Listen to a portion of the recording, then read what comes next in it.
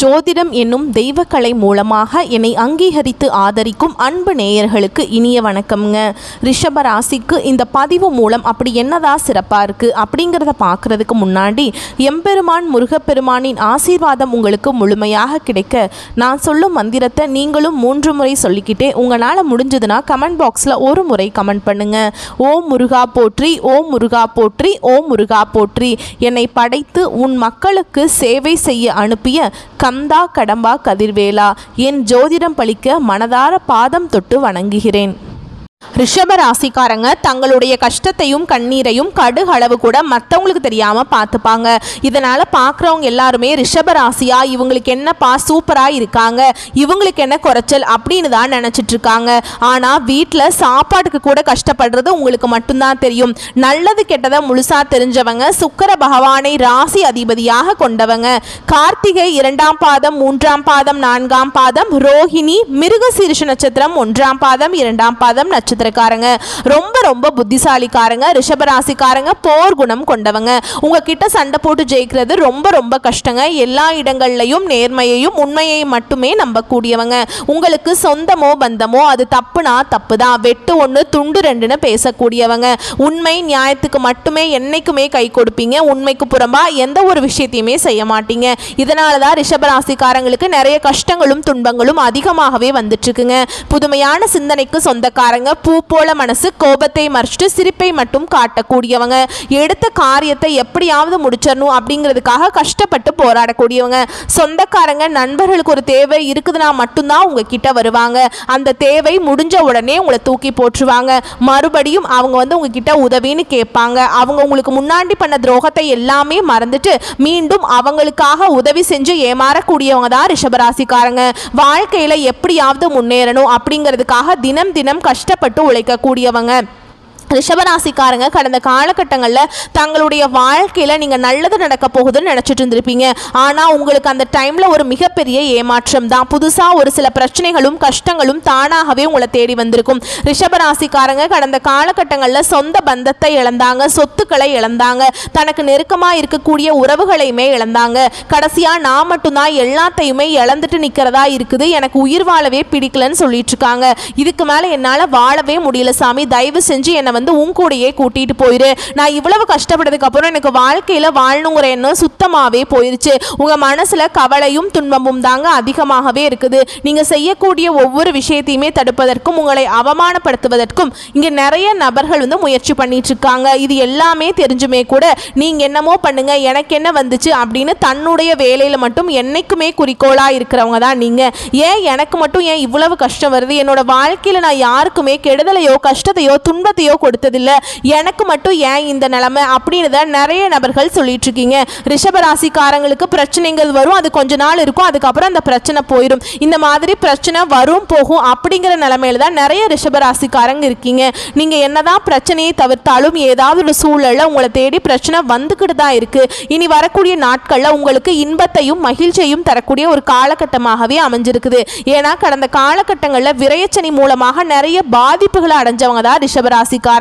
இனி பார்த்தீங்கன்னா உங்களுக்கு சனியுடைய வக்ர பெயர்ச்சியானது ஸ்டார்ட் ஆகி நடந்துட்டு இருக்கு. இதனுடைய பலன்கள் ரிஷபராசிக்கு வரக்கூடிய ஒரு 5 மாதங்களுக்கு முழுமையாக கிடைக்கிறதுனால நல்ல ஒரு முன்னேற்றம் அப்படிங்கிறது நிச்சயமாக ஏற்பட போகுதுங்க. ஏன்னா இத்தனை நாட்களாக சனி பகவான் உங்களுக்கு மைனஸாக செயல்பட்டு கொண்டிருந்ததால் இனி வரக்கூடிய நாட்களில் முழுவதுமாக பிளஸ்ஸாக செயல்பட போறார். அது நல்ல ஒரு முன்னேற்றத்தை நிச்சயமாக சனி பகவான் உங்களுக்கு ஏதாவது ஒரு நல்ல விஷயத்தை நிச்சயமாக ஏற்படுத்த போகிறார். அது மட்டும் இல்லாமல் குரு பெயர்ச்சியோட பலன்கள் இத்தனை நாட்களா ரிஷபராசி கிடைக்காமல் இருந்தது. இந்த வருட கிரகங்கள் மாற்றம் மூலமாக குரு பெயர்ச்சி மூலமாக முழு பலன்கள் உங்களுக்கு முழுமையாக கிடைக்க போகுது. இதன் மூலம் நல்ல ஒரு பொருளாதார முன்னேற்றம் அப்படிங்கிறது நிச்சயமாக ஏற்பட போகுது. இந்த ஆகஸ்ட் மாதத்தில் பார்த்தீங்கன்னா உங்களுக்கு 5 கிரகங்களுடைய சேர்க்கையும் ஒன்றாக இருக்குதுங்க. இதன் மூலமா பார்த்தீங்கன்னா நல்ல ஒரு கடந்த காலகட்டங்களில் நீங்க எதையெல்லாமே இழந்துட்டு கஷ்டப்பட்டு இருக்கீங்களோ அது அனைத்தும் பெறக்கூடிய ஒரு காலகட்டமாகவே பார்க்கப்படுதுங்க. இதை வந்து நாங்கள் ஜோதிடத்தில் சதுர்கிரக யோகம் அப்படின்னு சொல்லுவோங்க. இது ஜோதிடத்திலே ஒரு மிகப்பெரிய ஒரு அரிய நிகழ்வாக பார்க்கப்படுது. நல்ல ஒரு முன்னேற்றத்தை நிச்சயமாக இந்த வருட கிரகங்கள் மூலமாக ரிஷபராசிக்காரங்க வாழ்க்கையில் ஒரு நல்ல ஒரு முன்னேற்றம் அப்படிங்கிறது நம்ம எதிர்பார்க்கலாம். கடந்த காலகட்டங்களில் ரிஷபராசிக்காரங்களுக்கு நல்ல ஒரு வேலைங்கிறது கிடைச்சிருக்காது. ஏதோ ஒரு கிடைக்கிற வேலைக்கு போயிட்டு இருந்திருப்பீங்க. ஒரு குடும்ப கஷ்டத்துக்காக ஒரு 10,000 சம்பளத்துக்கோ 15,000 சம்பளத்துக்கோ போயிட்டு இருந்திருப்பீங்க. ஆனால் நீங்கள் படித்த படிப்புங்கிறது ரொம்பவே அதிகமாக இருக்கும். சம்மந்தமே இல்லாத ஒரு வேலையை செஞ்சுட்டு இருந்திருப்பீங்க. இனி வரக்கூடிய நாட்களில் உங்கள் தகுதிக்கு ஏற்ப நீங்கள் ஒரு அரசாங்க வேலைக்கு ட்ரை பண்ணாலும் சரி, இல்லை ஒரு ஐடி ஜாபோ, பிரைவேட் ஜாபோ, பேங்க் ஜாபோ, நீங்கள் எங்கே வேலைக்கு ட்ரை பண்ணாலும் அந்த ஜாப் அப்படிங்கிறது உங்களுக்கு நிச்சயமாக கிடைக்க போகுதுங்க. கோர்ட்டு கேஸுன்னு ரொம்ப நாட்களாக வந்து அலைஞ்சிட்டு இருக்க நபர்களுக்கு விரைவில் உங்களுக்கு சாதகமாகவே தீர்ப்பு வரும். சொத்து பிரச்சனையும் உங்களுக்கு சாதகமாகவே முடியும். சனி பகவானுடைய பார்வை உங்களுக்கு நேரடியாகவே இருக்குதுங்க. இதன் மூலம் வருமானம் அப்படிங்கிறது பல வழிகளில் வரும். தொழிலில் லாபம் சற்று அதிகமாகவே கிடைக்கும். அரசியல்வாதிகளை பொறுத்த வரைக்கும் புதிய பொறுப்புகள், புதிய பதவிகள் எல்லாமே தானாகவே உங்களை வந்து சேரும். ராகுவால உங்களுடைய செல்வாக்கு உயரும், உடல் ஆரோக்கியம் மேம்படும், சங்கடங்கள் நீங்கும். மறைமுகமாக உங்கள் தொழில் வாழ்க்கையிலும் சரி, இல்லற வாழ்க்கையிலும் சரி நிறைய நபர்கள் தொல்லை கொடுத்துருப்பாங்க. இனி அவங்களுடைய தொந்தரவுங்கிறது முழுவதுமாகவே இருக்காதுங்க. கடந்த காலகட்டங்களில் நீங்களும் ஒரு கம்பெனியில் இரவு பகல் பார்க்காம உழைச்சிட்டு இருந்திருப்பீங்க. உங்களுடைய சொந்த கம்பெனியாக நினச்சி வேலை செஞ்சுருப்பீங்க. ஆனால் உங்களுக்கு இது நாள் வரைக்கும் சரியான ஒரு அங்கீகாரம் அப்படிங்கிறது கிடைச்சிருக்காது. உங்களுக்கு அப்புறம் வேலைக்கு வந்திருப்பாங்க. அவங்களுக்கு நிறைய சலுகைகள், பதவி உயர்வு, சம்பள உயர்வு கிடைச்சிருக்கும். அதை பார்த்து ரொம்பவே மனவேதனைப்பட்டிருப்பீங்க. இனி வரக்கூடிய நாட்களில் உங்களுக்கு சம்பள உயர்வு, பதவி உயர்வு, உங்களுக்கு மேல் இருக்கக்கூடிய அதிகாரிகளுடைய ஆதரவு முதற்கொண்டு கிடைக்க போகுது. இனி உங்க வார்த்தைக்கு மதிப்பு மரியாதை கிடைக்கும். அந்தஸ்தில் நீங்க எதிர்பார்த்த உயர்வுக்கு போக போறீங்க. இனி நினைச்சது எல்லாமே நடக்குங்க. தொழில் வியாபார தடைகள் அனைத்தும் விலகும். லாபம் அதிகமாக கிடைக்குங்க.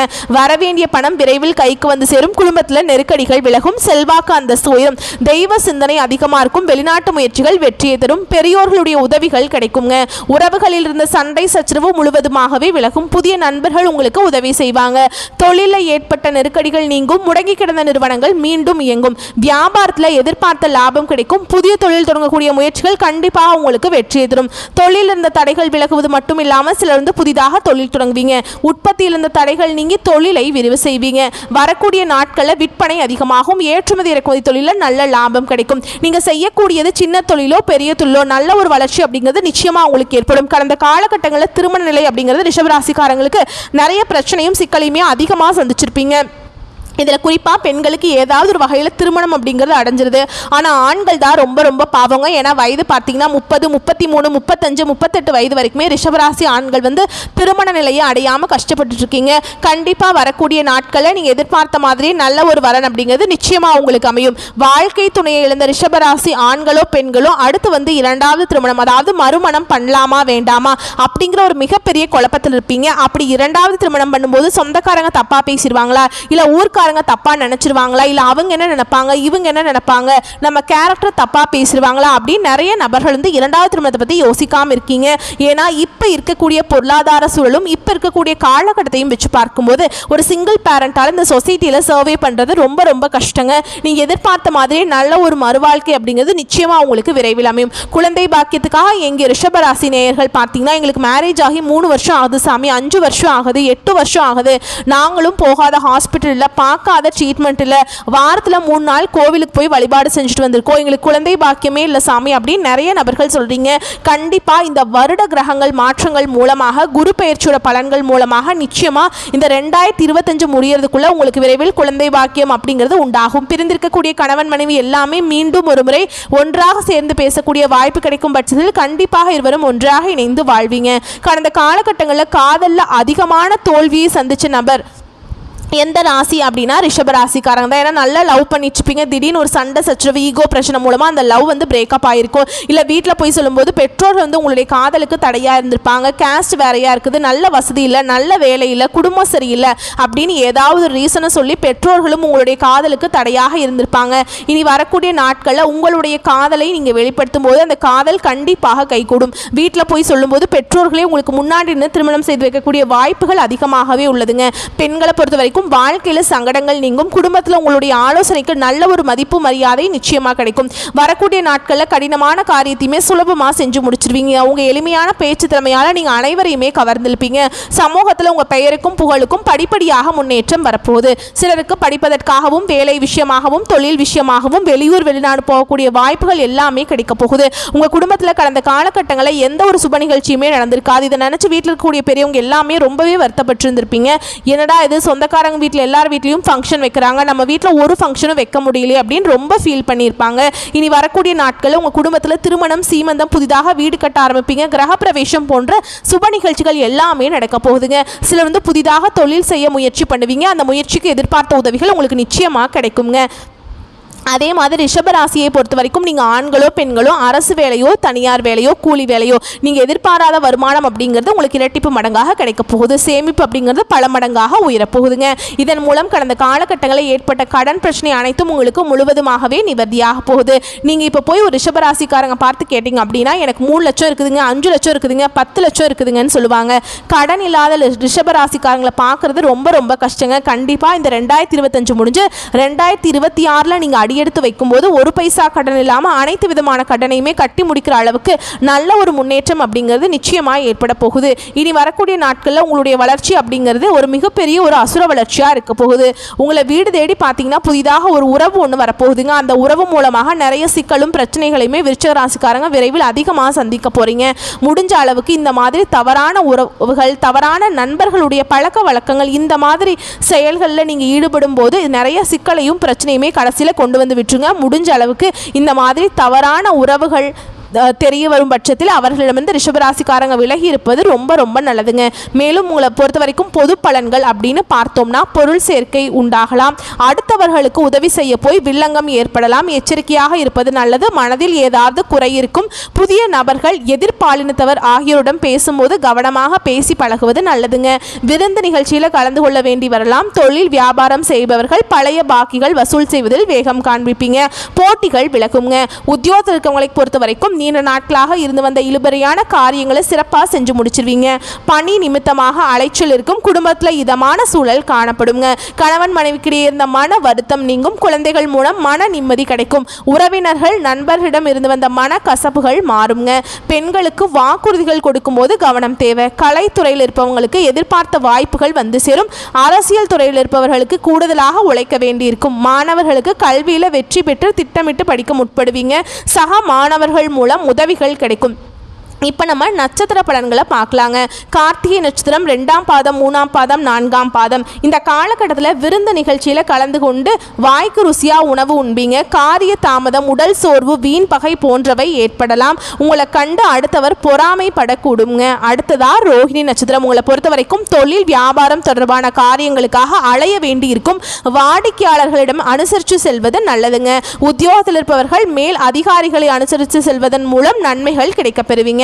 அடுத்ததா மிருகசீரிஷ நட்சத்திரம் 1ஆம் பாதம், 2ஆம் பாதம். உங்களை பொறுத்த வரைக்கும் குடும்பத்தில் இருப்பவரின் செயல்களில் டென்ஷன் உண்டாகலாம். கணவன் மனைவிக்கிடையே கோபமான பேச்சை விட்டு கொடுத்து அமைதியாக செல்வது ரொம்ப நல்லதுங்க. பிள்ளைகளின் நலனுக்காக செலவு செய்ய வேண்டியிருக்கும். அடுத்ததா உங்களை பொறுத்த வரைக்கும் பரிகாரம் அப்படின்னு பார்த்தோம்னா நவ கிரகத்தை வணங்கி வர எல்லா காரியங்களும் நல்லபடியாக நடக்கும். மன கவலைகள் நீங்கும். வரக்கூடிய வாய்ப்புகளை கரெக்டாக பயன்படுத்திக்கோங்க. வாழ்த்துக்கள். நன்றி, வணக்கம்.